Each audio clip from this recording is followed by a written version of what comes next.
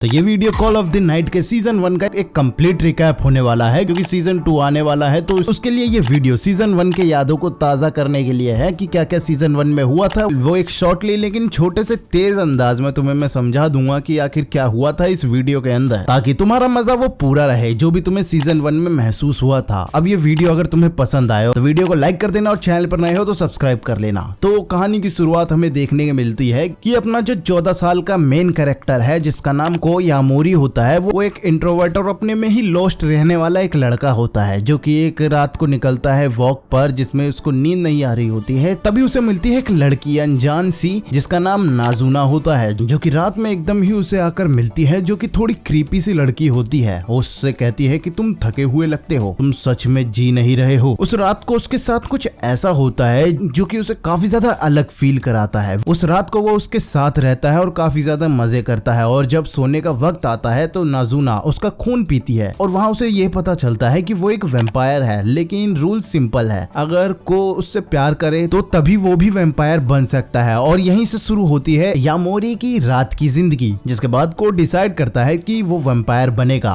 लेकिन सिर्फ थ्रिल के लिए नहीं, सिर्फ नाजुना के लिए। रात की हर वॉक में वो उनका बॉन्ड और ज्यादा गहरा होता हुआ दिखाई देता है। वो गेम्स खेलते हैं, बातें करते हैं और एक दूसरे के साथ वक्त बिताते हैं बिना किसी एक्सपेक्टेशन के, जिसमें हर बार वो एक किस करते हैं, और हर बार जब ब्लड उसका पिया जाता है तो उनके बीच एक नया रिश्ता बनता है। उनका बॉन्ड और ज्यादा गहरा होता हुआ दिखाई देता है। यामोरी स्लोली नाजुना के रियल इमोशंस को समझने लगता है। वो स्ट्रॉन्ग दिखने वाली लड़की भी कभी कभी अकेली हो जाती है, जिसमें फिर आती है अकीरा, जो कि एक नई कैरेक्टर होती है, जो कि यामोरी की पुरानी फ्रेंड होती है। अकीरा यहाँ यामोरी को समझाने आई थी कि स्कूल छोड़ना गलत है, लेकिन वो भी फिर आगे जाके उसके नाइट लाइफ का पार्ट बन जाती है। यहाँ ट्रायंगल लव हमें देखने के लिए मिलता है, नाजुना, अकीरा और यामोरी के बीच में। उसके बाद यामोरी और भी ज्यादा वैम्पायर्स से मिलता है, मिदोरी, निको, सेरी, जो कहते हैं तुम्हें 1 साल के अंदर किसी वैम्पायर से प्यार करना होगा, वरना हम तुम्हें मार देंगे। ऐसा यहाँ देखने के लिए हमें मिलता है, जिसमें ये सभी वैम्पायर उसे ये टास्क देते हैं, जिसमें अब यहाँ चीजें पेचीदा होती हुई दिखाई देती है। वो काफी ज्यादा कंफ्यूज होता है, क्या वो सच में नाजुना से प्यार करता है या ये सिर्फ एक रात का नशा है। जब अब सब चीज आगे जाके ठीक लग रही होती है तो एंट्री होती है अनको